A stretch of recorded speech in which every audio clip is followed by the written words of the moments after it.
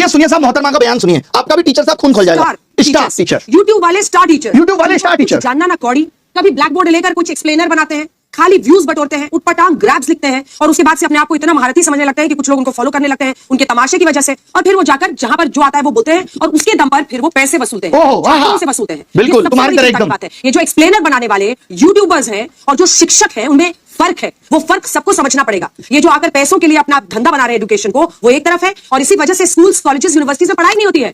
बच्चों से कह दिया जाता है कि भैया तुम कोचिंग सेंटर को ज्वाइन कर लो तभी तुम क्रैक कर पाओगे। ये कैसी व्यवस्था में हम जी रहे हैं? ये बहुत बड़ा सवाल है। आज बहुत बड़ा सवाल किया है मैडम ने कि जो यूट्यूब पे पढ़ा रहे हैं और जो शिक्षक हैं उनमें फर्क है। वही शिक्षक जिन्होंने ओएसएम में इतनी गड़बड़ियां की हैं, उन्हीं शिक्षक की बात हो रही है। यूट्यूब का टीचर हम जैसे तमाम लोग जिन्होंने लोगों को पढ़ा करके सरकार के अंदर भेजा।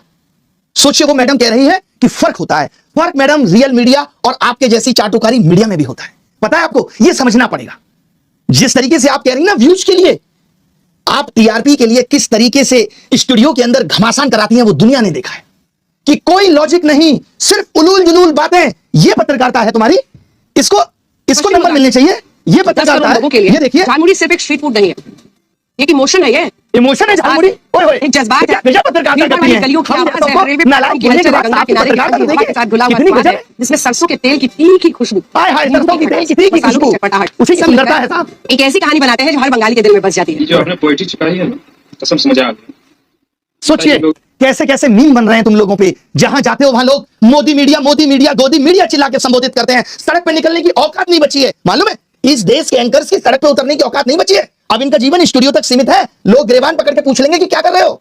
आपको तो चौथा स्तंभ कहा जाता था। पिछले साल रैंकिंग 153 थी, इस साल 157 है, और वो यूट्यूब के एजुकेटर्स पे सवाल उठा रहे हैं।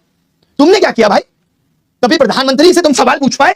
56 इंच सीने के सामने तुम्हारा सीना तो आधा इंच का भी नहीं रहा कि पूछ पाओ देश की क्या हालत है, महंगाई पे सवाल कर पाओ। बल्कि तुम्हारी एंकर्स तो क्या कर रही हैं, ये देखिए साहब, ये है इनकी एंकर्स, और ये हमारे बारे में कमेंट करेंगे। ये देखिए ऊपर से देखा जाए तो हमने ऊपर के बजाय नीचे देखा तो नीचे इनके कमेंट पे सिर्फ गालियां थी। 1 मिलियन के करीब फॉलोअर्स हैं, पोस्ट पे 1000 लाइक नहीं है, और नीचे देखा हमने तो सिर्फ गालियां थी। क्या वफादारी की है तुमने देश के साथ? नहीं।